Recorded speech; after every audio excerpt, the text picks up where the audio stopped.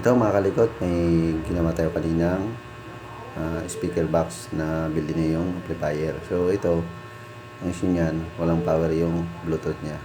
So ginawa ko ito mga kalikot dati. So okay naman to, then sa katagalan na rin, siguro ko baka nalaglag yan kasi makikita niyo mamaya yung nangyari dyan. So nung nag-voltage check ako, yan. So napansin ko kaagad to. Yan, nakita ko yan. So siguro ko mga kalikot na laglag to. So kaya pagkalaglag niya or natumba, napunit yan. Nakita niyo umangat na yung PCB.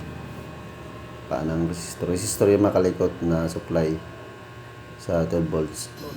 So yun yung inayos ko na. Then inadjust ko yan. So okay na ulit yung speaker na yun mga kalikot. So yun lang naman naging problema niya mga kalikot.